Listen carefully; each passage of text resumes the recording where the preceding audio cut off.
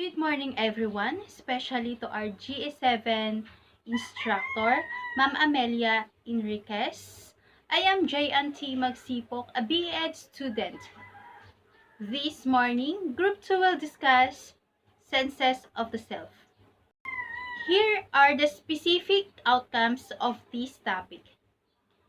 Evaluate the difficulties that are involved in maintaining certain commonly held notions in ethics, and describe the nature of the self from your own point of view.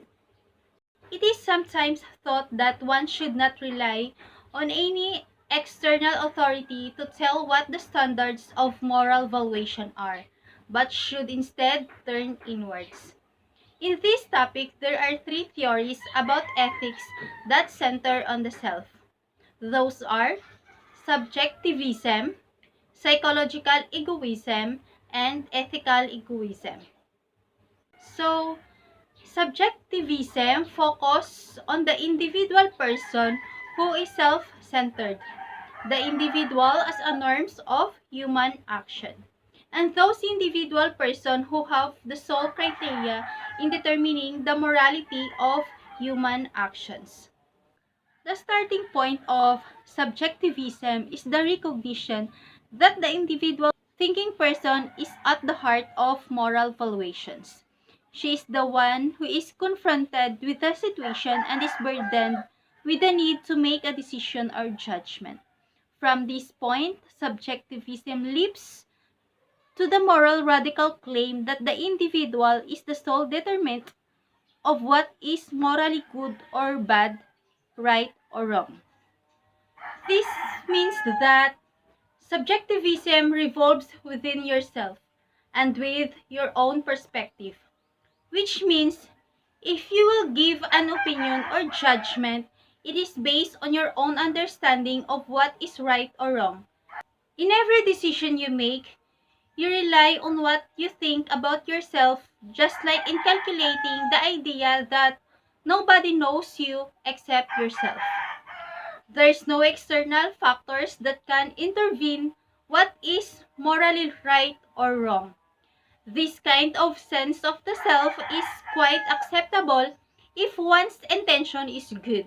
However, if it means close-mindedness and believing that you're superior than the other, then it's something that should be considered and should not be taken for granted. So, yung subjectivism is umiikot ito sa iyong sarili at sa iyong sariling pananaw. So, ibig sabihin, kung magbibigay ka ng opinyon o paghusga, ito ay batay sa iyong sariling pangunawa. Kung ano ang tama at kung ano ang mali. Kung ito ay mabuti or masama. So, sa bawat desisyon na gagawin mo, umaasa ka sa kung ano ang iniisip mo tungkol sa iyong sarili, tulad ng paniniwala sa isang ideya na walang nakakilala sa iyo maliban sa iyong sarili, na walang maaring humadlang sa kung ano ang mali o tama para sa iyo. So, sa ganitong uri ng pakiramdam sa sarili, ay lubos na katanggap-tanggap kung ang intensyon mo ay mabuti. Pero gayon pa man, kung nangangahulugan ito ng saradong pag-iisip at ang paniniwalang mas mataas ka kaysa sa iba, ito naman ang bagay na dapat isaalang-alang at hindi dapat baliwalain. There are some cliches that familiar to us would echo this idea. So, no one can tell me what is right and wrong. No one knows my situation better than myself. I am entitled to my own opinion. And the last one is, it is good if I say that it is good. There is something appealing about these statements because they seem to express a cherished sense of personal independence. But a close look at this statement may reveal problems, and in seeing this, we see the problems of subjectivism. So the first two was the no one can tell me what is right and wrong, and no one can knows my situation better than myself. So, no one can tell me what is right and wrong. This statement have some validity dahil walang sinuman ang maaring pilitin ang iba na tanggapin ang certain value judgment kung siya mismo ay hindi sang-ayon dito. So for example, di ba usually nato habatian sa mga iba duhang baganon nga wa ka ting ikabot ka kon hay akon mat ang kabuhira. So this person have point in this saying. But if we examine closely this statement, it is erroneous because in many instances, when we deeply look our opinion and own ideas, sometimes it can be lead to errors. Of course, because nobody is perfect. We are always prone to commit mistakes. And later on, we realize that we can be mistaken and that we can be corrected by others. So what I am saying is always leave a space for others to share their own opinion. In other words, we should open to criticism, open to listen advice from other people. Although of course, we know our situation better than others because that is our own personal experience. So in these insights, we have common experiences of suffering, common experiences of pain, of misfortunes, experience of meaninglessness and hopelessness. As a human being, we share common experiences with one another. And that's what we cannot just say this is my own experience, therefore I know better. It is a big no because we are human. We have our own shared experience as a human beings. And therefore, as we share our common experience, we can also listen to other people's experiences also. That's why we need to be open. I've said, many human experiences are common, and that other may have something useful to suggest us. Also, others can offer other perspective and views, which can guide and help us to become a good or better person. Good day everyone, especially to our instructor, Mrs. Amelia Enriquez. I am Rosemy L. Mateo, BE Ed 1A. I am entitled to my own opinion. This is a valid point that is frequently misapplied. Certainly, each person has the right to believe what she believes and the right to express her beliefs. However, this right is frequently misinterpreted as immunity from criticism and correction. For example, when we have an opinion about how people look, we are opposed to anyone who has stretch marks and dark skin or other characteristics that are objectionable to us. Nowadays, we are witnessing this as well, particularly during the upcoming election when some or the majority of people criticize our aspiring presidents based on their beliefs. So, we must recognize that these viewpoints are extremely problematic because there is no reason to regard any of these groups of people as inferior, and in insisting on one's right to have opinions, whatever they may be, is a sign of narrow-mindedness that deserves to be chastised by anyone attempting to think more critically about values.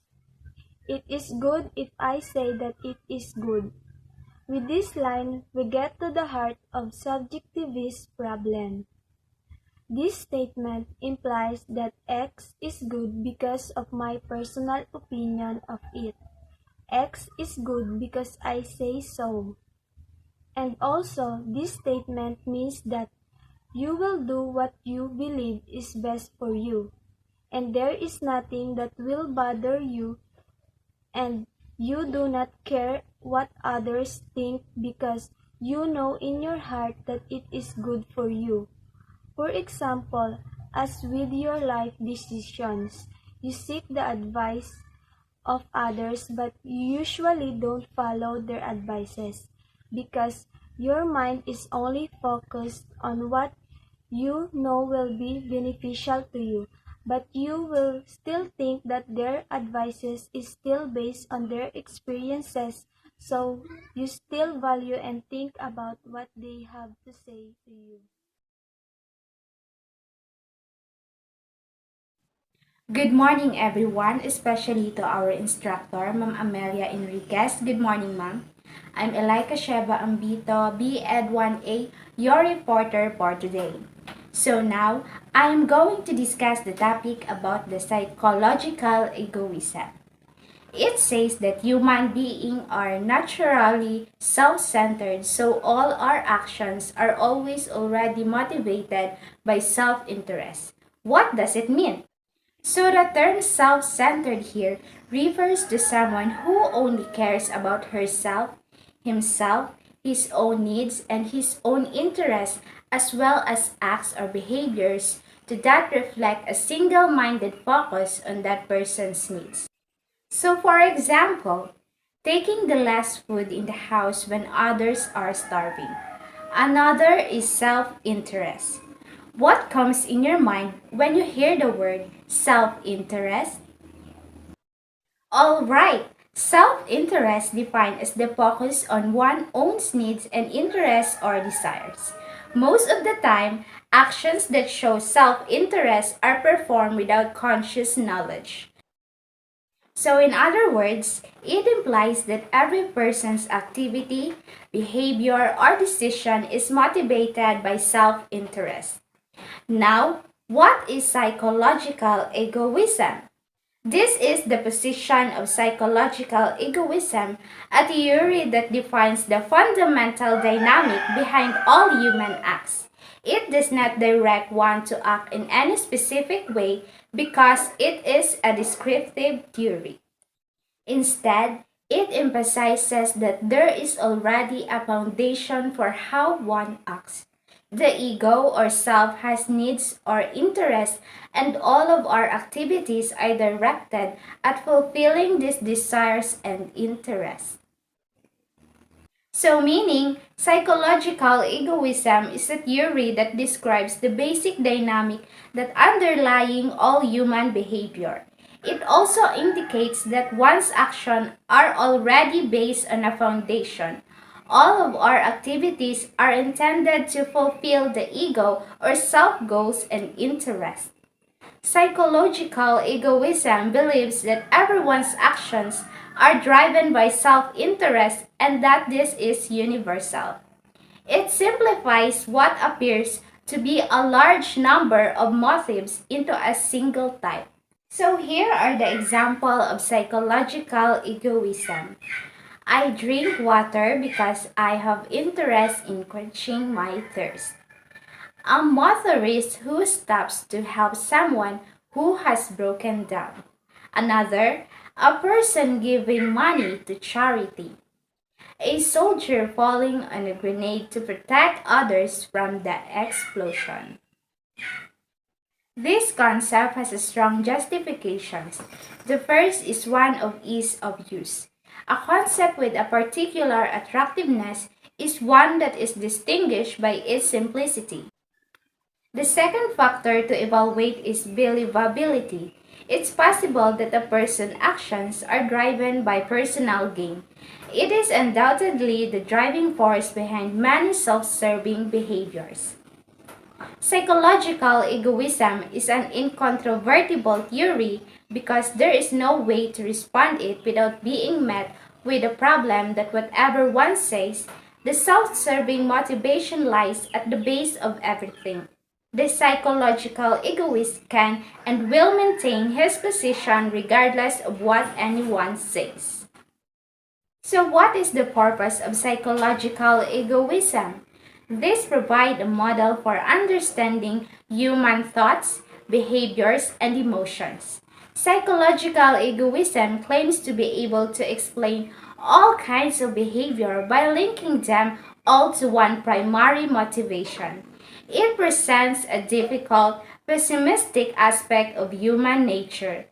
This appeals to our need to avoid being ignorant or fooled by looks.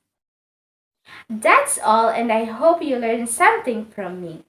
Thank you everyone for listening. Good morning, everyone. My name is Jenny V. Laude, and my report for today is about the ethical egoism. Ethical egoism varies from psychological egoism in that those not assume that all of our activities are inherently self-serving. Instead, ethical egoism suggests that we should prioritize our own goals or interests. We may act in a way that assists others, but we should only do so if it serves us in long run. This philosophy recognizes that it is a dog-eat-dog world out there, and that as a everyone should position herself at the center. One should prioritize oneself and now allow other consideration, such as the welfare of others, to detract from these goals. Ethical egoism is a doctrine that all persons should to act from their own self-interest. It says selfish behavior is good and should be our guide. And we have a three characteristic of ethical egoism. Number one is personal ethical egoism. Number two is individual ethical egoism. And number three is universal ethical egoism.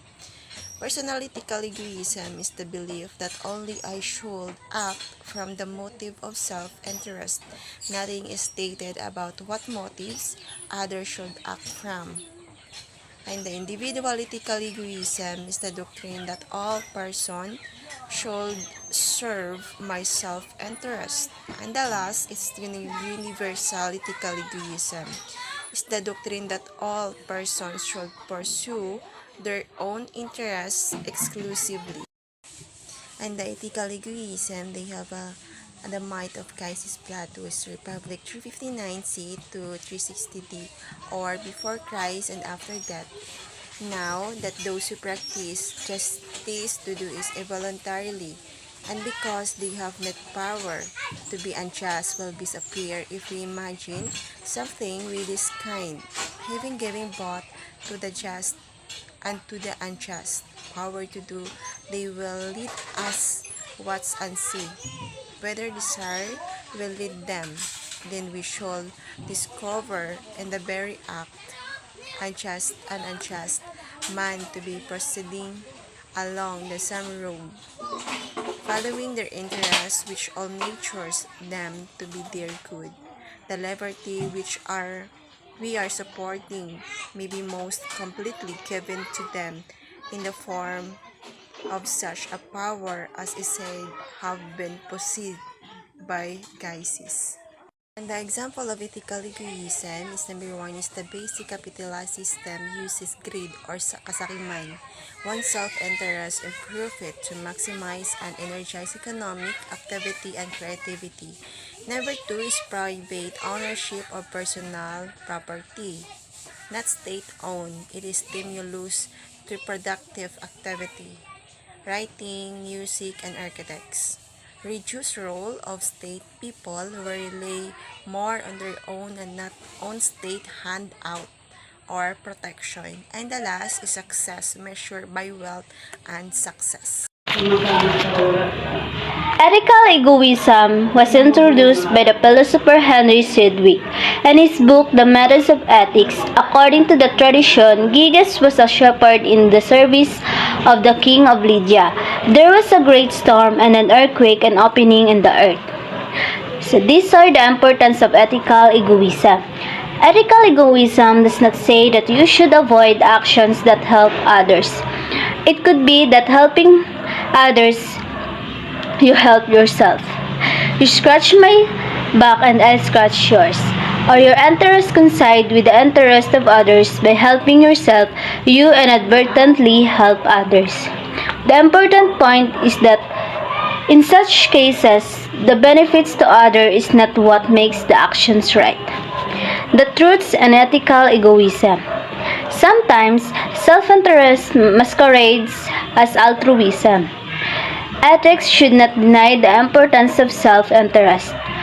Self-love is a virtue, but it is not the only virtue. Ethical egoism mistakes a part of the picture for the whole picture.